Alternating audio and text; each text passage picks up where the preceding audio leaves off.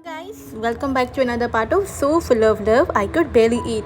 तो जैसे कि हमने लास्ट पार्ट में देखा था, लानवांजी वेंग को अपनी मदर और फादर की स्टोरी बता रहा होता है, जो सुन के वेंग बहुत ज़्यादा इमोशनल हो जाता है और उन स्टोरी में बताते बताते वो दोनों अपने ऊपर आ जाते हैं, उन दोनों को रियलाइज़ भी नहीं होता। और लानवांजी बोलता है, वेंग हम दोनों ने एक प्रॉमिस लिया था कि हम दोनों हमेशा जस्टिस के साथ रहेंगे और कोई भी रिग्रेट नहीं होगा हम दोनों को। जो सुन के वेंग अपने आप को टर्न करता है, पर वो अपने हाथ जो लानवांजी से बिल्कुल टाइटली पकड़े हुए थे वो नहीं छुड़ाता। तो लानवांजी कंटिन्यू करता है, वो बोलता है कि जो चीज़ सारे कल्टीवेशन वर्ल्ड ने वेंस के साथ की थी वो जस्टिस नहीं है, मुझे पता है। वो ये सब बोल रहा होता है तो वो अपनी इनसाइड यानी अपनी चीक्स को खा रहा होता है, क्योंकि उसे बहुत ज़्यादा बुरा लग रहा था। ये सारी चीज़ें लानवांजी को बहुत पहले से थी, पर उसने कभी भी वेंग के साथ खड़ा नहीं हो पाया। जब वेंग अकेले खड़ा था उन सारे कल्टीवेशन के अगेंस्ट, तब लानवांजी ने उसका साथ नहीं दिया था और वही चीज़ अभी लानवांजी को बहुत ज़्यादा शेम फील करवा रही थी। उसको लगता है कि शायद अभी भी देर नहीं हुई है कि वो अपनी पूरी गलतियों की माफ़ी मांगे। तो वो कंटिन्यू करता है, मैं नहीं चाहता कि मुझे और कोई रिग्रेट हो वेंग। वो सुन के वेंग स्माइल करने की कोशिश करता है, वो प्रॉपर स्माइल नहीं होती। वो कोशिश करता है, उसकी पूरी आंखें रेड होती हैं। वो बोलता है, लंचा और रिग्रेट्स, यानी लंबी सी सांस लेता है। वो बोलता है कि ऐसा क्या कर दिया लंचा तुमने जो तुम्हें रिग्रेट है, तुम क्या गलत कर सकते हो लंचा। लानवांजी की आंखें वेंग के ही ऊपर होती हैं और वो बोलता है कि मुझे रिग्रेट है कि मैंने ये सारे एक्शन पहले क्यों नहीं ले लिए, सब कुछ होने से पहले मैंने पहले तुम्हारे साथ क्यों नहीं दिया था। वेंग वो सुन के फिर से स्माइल करता है। उसकी स्माइल अब बहुत ज़्यादा सॉफ्टर होती है, पर वो बहुत ज़्यादा सैड भी नज़र आ रहा होता है। वो बोलता है कि लंचा वो तुम्हारी नहीं सुनती। तो लानवांजी बोलता है कि इससे कोई भी फ़र्क नहीं पड़ता और कंटिन्यू करता है कि मुझे एक रिग्रेट है कि मैं तुम्हारे साथ शॉनशी पाथ में साथ नहीं था, तुम्हारे साथ होता। और वो 2 मिनट के लिए चुप हो जाता है और अब मेरी यही विश है।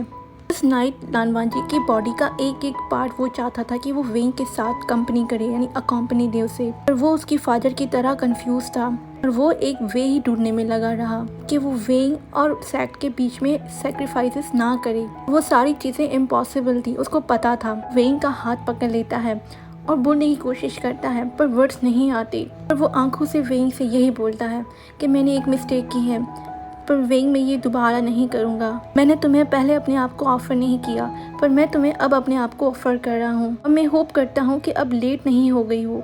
वेंग की आइज़ बिल्कुल स्टन्ड हो जाती है, उसको सांस लेने में भी तकलीफ होती है। वो लानवांजी का हाथ बहुत ज़्यादा टाइटली पकड़ देता है। लानवांजी के फेस को भी देख रहा होता है और उसके माउथ को भी देख रहा होता है, जैसे कि वो लानवांजी को अब किस करने वाला है। और वो फिर से पीछे हो जाता है, उसके एक्सप्रेशन बिल्कुल टेंशन वाले हो जाते हैं और वो फिर से बोलता है, लंचा तुम यहाँ पे नहीं रह सकते, तुम जाओ घर। लानवांजी के वो वर्ड्स ऐसे लगते हैं जैसे कि वेंग ये बोल रहा है कि मुझे तुम नहीं चाहिए, तुम जाओ अपने घर, मैं तुम्हारी फीलिंग्स का रिटर्न नहीं दे सकता। तुम मुझे बहुत ज़्यादा अनकंफर्टेबल फील करवा रहे हो, मैं चाहता हूँ तुम यहाँ से चले जाओ। ये सारी चीज़ें लानवांजी का दिमाग ही बोल रहा था, बट वेंग ने ये सारे वर्ड्स नहीं बोले थे। तो बस लानवांजी यही बोलता है कि क्यों वेंग, और ज़्यादा करीब आ जाता है वेंग के।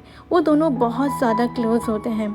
तो वेंग उसी टाइम अपना फेस टर्न कर देता है, ये सारी कुछ तुम्हारे लिए नहीं चाहता वेंग। वो अपनी आइज़ क्लोज कर देता है। वो बोलता है कि तुम बहुत ज़्यादा अच्छा डिज़र्व करते हो, बहुत अच्छा। वो सुन के लानवांजी 2 मिनट के लिए चुप हो जाता है, क्योंकि लानवांजी की नज़र में तो वेंग से बेहतर और कोई भी चीज़ नहीं थी। तो वो बोलता है कि यही चीज़ मुझे चाहिए। वेंग ऑल को ही देखते हुए बोलता है, तुम मुझे चाहते हो, तुम ऐसा बोलना चाह रहे हो लंचा। इस बार लंचा बिल्कुल रिजिड होकर खड़ा हो जाता है। वो बोलता है हाँ, और वो वेंग के हाथ को स्क्वीज़ करता है, अपने और लानवांजी के हाथ को देखता है जो बहुत टाइटली ज्वाइन हुए थे। लानवांजी जो वहाँ पे ही खड़ा होता है पैशनली, वो वेंग के आंसर का इंतज़ार कर रहा था। वो इस स्टेट में था कि वो वेंग के आंसर का हज़ारों साल तक इंतज़ार करेगा, कि उसे पता है कि वेंग अपने हार्ट को एक्सेप्ट नहीं कर रहा, और अगर वेंग नहीं चाहेगा तो फिर भी लानवांजी वेंग के साथ ही खड़ा रहेगा, उसके साथ। तो वेंग कंटिन्यू करता है, बस फिरोमोन्स की वजह से हो रहा है लंचा, जो कुछ भी हमने उस रात किया था, और शायद आयुआन की वजह से भी। वैनशिक ने मुझे सब कुछ एक्सप्लेन किया था, जो कुछ भी तुम्हारी बॉडी के साथ हो रहा है, तुम अटैच हो रहे हो मुझसे क्योंकि हम दोनों एक साथ सोए थे। और स्पेशली जब किड अराउंड होता है तो ऑगस्ट की बॉडी को ये फील होता है कि उनको शायद फैमिली स्टार्ट करनी चाहिए, और यही है सब। वो उसी टाइम चुप हो जाता है। वो कुछ और भी बोलना चाह रहा था, पर वो जब लानवांजी को देखता है, लानवांजी बहुत ज़्यादा गुस्से में लग रहा था। तो लानवांजी बोलता है, मेरी इंसल्ट नहीं करो, मैं तुम्हारे लिए ये सारी फीलिंग्स उस टाइम से रखता हूँ जब मैं 15 ईयर्स का था। वो सुन के वेंग का तो सर उसी टाइम ऊपर आ जाता है। वो लानवांजी को देखता है, पर लानवांजी वेंग को बहुत ज़्यादा स्टबर्नली देख रहा होता है। तो वेंग को अब ये सारी अश्योरिटी हो जाती है कि लानवांजी ट्रुथ ही बोल रहा है। ऑफकोर्स लानवांजी जब छोटा था यानी 15 ईयर्स का था, उसे समझ नहीं आ रहा था कि आखिर वो क्या महसूस कर रहा है। कि जब जब वो वेंग के साथ होता था वो हमेशा कंफ्यूज होता था और वो अपने आप से ही एंग्री होता था। जब जब वेंग स्माइल करता था उसका हार्ट फ्लटर होता था। उसके लिए वो सारी चीज़ें बहुत ज़्यादा ह्यूमिलेटिंग थी, क्योंकि वेंग और वो दोनों बहुत ज़्यादा डिफरेंट थे। वेंग बहुत ज़्यादा रेकलेस था। वो सारी चीज़ें बहुत अजीब थी कि उसने लानवांजी के दिल को ऐसा फील करवाया है। तो वो अपने मन को ऐसे ही बना लेता है कि ये जो कुछ भी हो रहा है वो इसलिए हो रहा है कि वो एंग्री है। और वेंग का बिहेवियर बहुत ज़्यादा इम्प्रॉपर है, क्योंकि कभी भी लानवांजी को इस तरह किसी ने भी ट्रीट नहीं किया था जिस तरह वेंग उसे ट्रीट कर रहा था।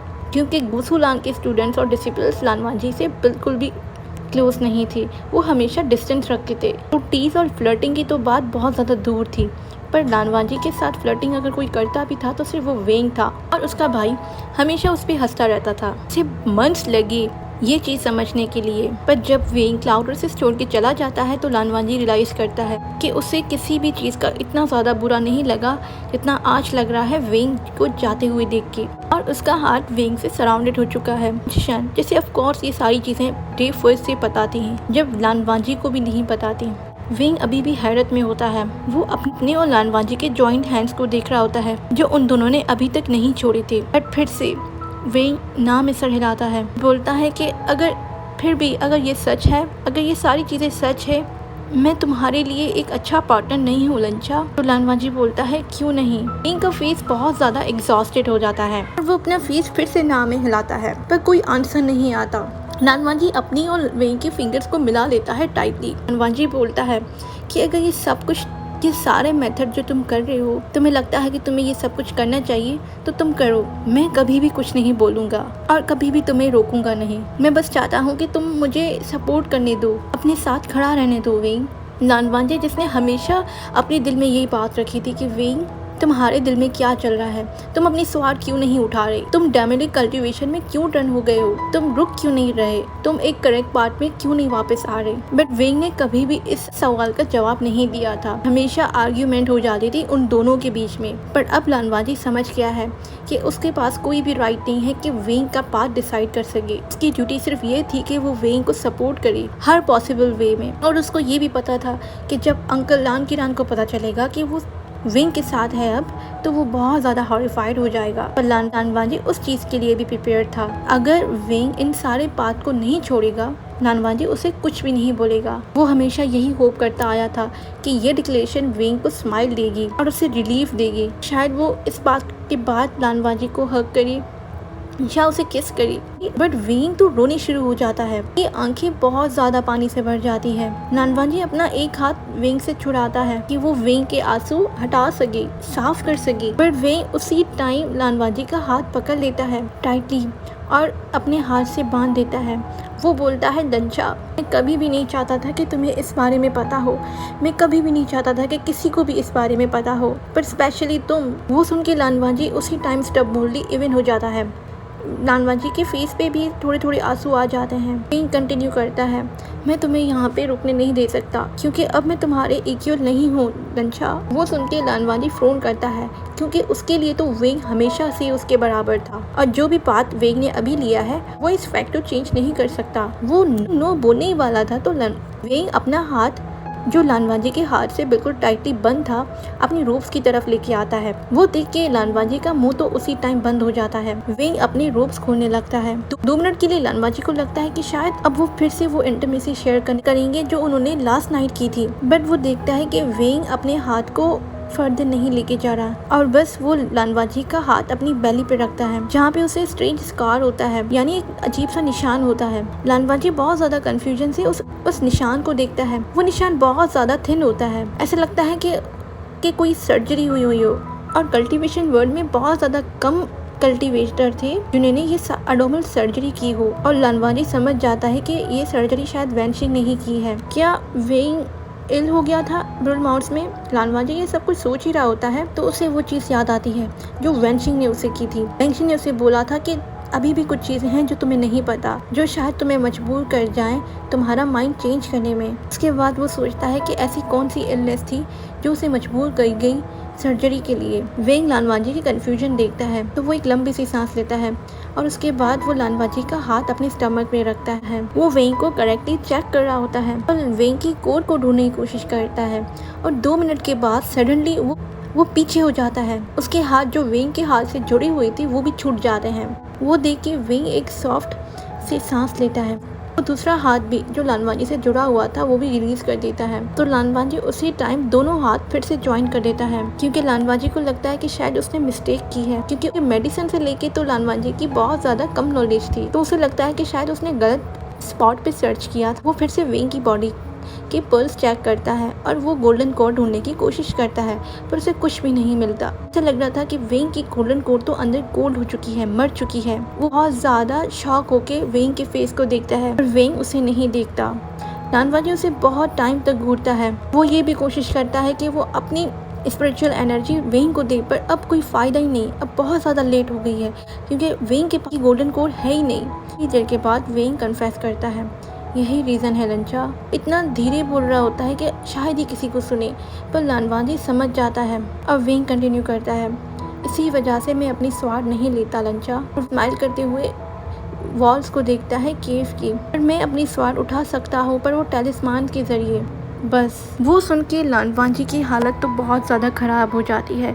वो चीखना चाहता था, क्योंकि वेंग के पास तो स्ट्रॉन्गेस्ट कोर्स थी अपनी जनरेशन में, और उसकी पोटेंशियल तो अनलिमिटेड थी। उसका माइंड ये चीज़ एक्सेप्ट करने के लिए तैयार ही नहीं था कि वेंग के पास अब गोल्डन कोड नहीं है उसकी, क्योंकि कल्टीवेशन वर्ड में किसी कल्टीवेटर के पास कोड ना हो उसके लिए तो वो बहुत बड़ी बात है। और वेंग बहुत ज़्यादा स्किल था अपनी कल्टीवेशन में। लानवांजी का दिमाग बहुत सारी चीज़ों में चल रहा होता है कि ये कब हुआ, कैसे हुआ, क्यों हुआ, और मैं ब्लाइंड था, मुझे क्यों नहीं पता था ये सारी चीज़ें। बट ऑफ कोर्स ये चीज़ें सारी तब हुई थी जब वेंग बहुत ज़्यादा मंथ्स के लिए गायब था, जब लोटस स्पीयर भी ख़त्म हो चुका था, उसकी फैमिली तबाह हो चुकी थी। तब सबको ये लगता है कि वेंग मर चुका है, वो भी वैंस के हाथों। पर वेंग इन द एंड रिटर्न आ जाता है, पर वो बहुत ज़्यादा डिफरेंट होता है। उसने डेमोली कल्टीवेशन में टर्न ले लिया था, उसने अपनी स्वार्ड भी छोड़ दी थी, और अब लानवांजी बिल्कुल समझ जाता है सब कुछ। वेंग कंटिन्यू करता है, हंगुलजुट उससे तो शादी नहीं कर सकता ना जिसके पास गोल्डन कोर नहीं है। वो सुन के लानवांजी डीप ब्रेथ लेता है, और वो डीप ब्रेथ लेके वेंग की स्किन को बंद करता है, यानी उसके केयरफुली उसके रोब्स को बंद करने लगता है, उसके स्लैश को भी टाइटली बंद करता है। लानवांजी बोलता है कि हंगुलजुट कोई ऑफर नहीं कर रहा। तो वेंग बहुत ज़्यादा फ्रस्ट्रेट होके सांस लेता है और बोलता है कि ये चीज़ सही नहीं है। तुम्हें क्या ये लगता है कि मैं तुम्हारे लिए ये चाहता हूँ लंचा? वेंग की आवाज़ बहुत ज़्यादा तेज़ होती है जो पूरे वॉल्स में इको होती है। चीज़ें डिफरेंट होती लंचा, हम दोनों साथ मैरिज करते सबके सामने, तुम मुझे लोटस स्पीयर लेके जाते या क्लाउड रेसेस लेके जाते। तुम्हें क्या लगता है कि ये सारी चीज़ें मुझे खुशी नहीं देती लंचा? तो सुन के लानवांजी की आईज में बहुत ज़्यादा टीयर्स आ जाते हैं और वेंग भी रो रहा होता है। लानवांजी उसे रोकना चाहता था, क्योंकि अब कोई चीज़ भी मैटर नहीं करती। अगर वेंग उससे शादी करना चाहता है, वो ये सारी चीज़ें अपनी खुशी से करना चाहता है, तो वही उसके लिए इनफ था और कोई भी चीज़ बोलने के लिए बची नहीं थी। पर वेंग रुकता नहीं है, वो अपना हाथ हटा देता है, वो हाथ जो लानवांजी अपनी चेस्ट पे रख रहा था, और बोलता है, मास्टर वी, जो लोटस स्पीयर का इतना ज़्यादा स्किल यंग कल्टीवेटर था। उसकी आवाज़ बहुत ज़्यादा तंजिया होती है, सार्केस्टिक यानी बिटर होती है। वो सुन के लानवांजी का हार्ट तो जैसे ब्रोक हो गया था। वेंग फिर से कंटिन्यू करता है, वो बोलता है कि अगर लंचा में वो सेम पर्सन होता तो मैं तुमसे शादी करता बिल्कुल खुशी से, क्योंकि तब मैं तुम्हारा वर्थी होता, पर अब सारी चीज़ें डिफरेंट है, सो प्लीज़। वेंग रुक जाता है क्योंकि वो बहुत ज़ोर ज़ोर से रो रहा था। देख के लानवांजी उसी टाइम वेंग को बहुत टाइटली हग कर देता है, उसका फेस अपने नेक में घुसा लेता है। वो दोनों बहुत ज़ोर से रो रहे होते हैं। थोड़ी देर के बाद लानवांजी उसका फेस अपनी स्लीव से वाइप कर देता है। अभी तक उन दोनों की बॉडी एक दूसरे से प्रेस होती है। लानवांजी को ऐसा फील होता है कि उन दोनों की बॉडी शायद एक दूसरे को ऑब्जर्व कर लेंगी और शायद फिर वो दोनों एक दूसरे से गोल्डन कोर शेयर कर सकेंगे। और लालवाजी मन ही मन में यही सोचता है कि शायद मुझे कोई ना कोई रास्ता निकालना पड़ेगा, मैं वेंग की गोल्डन कोर वापस ले आऊँ। वो वेंग के हाथ और वो वेंग के बालों को सहलाता है, और जब वेंग की हालत सही हो जाती है तो लालवाजी बोलता है, मुझे ये फिक्र करनी चाहिए वेंग कि मैं तुम्हारे लायक हूँ भी या नहीं। वो सुन के वेंग इंटरैप्ट करने की कोशिश करता है, पर लालवाजी उसी टाइम अपनी फिंगर्स वेंग की माउथ के ऊपर रख देता है, क्योंकि अभी तक उसने अपना सेंटेंस फिनिश नहीं किया था और वेंग को ये सब कुछ सुनना होगा। वो कंटिन्यू करता है, जो कुछ भी बात तुमने लिया है मैं तुम्हारे साथ रहूँगा।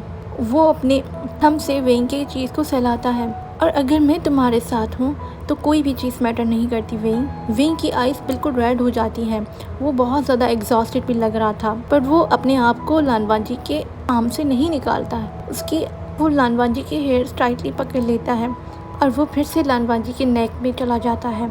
वहाँ पे लंबी लंबी सांसें लेता है, जैसे कि वो लालवाजी के सैंड को मेमोराइज़ कर रहा हो। लालवाजी भी उसे टाइटली पकड़ लेता है और वो शांति से वहाँ पे खड़ा रहता है जब तक वेंग कुछ बोले। और थोड़ी देर के बाद वेंग मर्मर करता है कि तुमने पूछा नहीं कि ये सब कुछ कैसे हुआ। लालवाजी उसी टाइम वेंग के फेस से उसके बाल हटाते हुए बोलता है, मैं नहीं चाहता कि तुम इस हालत में ये सारी चीज़ें बोलो, क्योंकि लालवाजी को पता था कि ये एक अच्छी मेमोरी नहीं थी। पता नहीं कितना पेन वेंग को बेयर करना पड़ा होगा अपनी गोल्डन कोर निकालने के लिए। तो वो नहीं चाहता था कि वेंग फिर से वो पेनफुल मेमोरी याद करे। तो वो सुन के वेंग थोड़ा मुस्कुराता है, बोलता है, लंचा ये बहुत फ़नी है।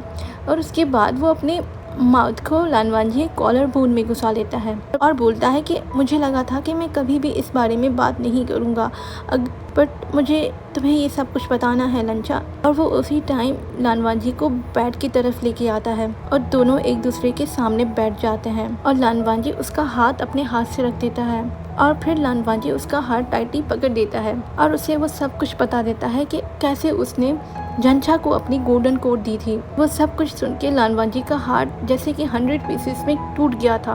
ओके गाइस, इस पार्ट को मैं यहीं एंड करती हूँ। उम्मीद करती हूँ कि आपको ये पार्ट भी अच्छा लगा होगा। अगर अच्छा लगा हो तो प्लीज़ मेरे चैनल को सब्सक्राइब, लाइक और ज़रूर कमेंट के ज़रिए बताया करें कि आपको स्टोरी कैसी लगी है। तो और जल्दी से मुझे रिकमेंड करें कि आपको अगली स्टोरी कौन सी चाहिए, क्योंकि मैंने तो पहले से ही एक ड्रामा रखा हुआ है। आई नो गाइस, मैंने अनफॉरगेटन नाइट को आधा ही छोड़ा हुआ है, बट आई एम थिंकिंग कि वो जैसे ही ख़त्म हो जाएगा एक साथ में सब सारे एपिसोड्स एक्सप्लेन करके धीरे धीरे अपलोड करती जाऊंगी।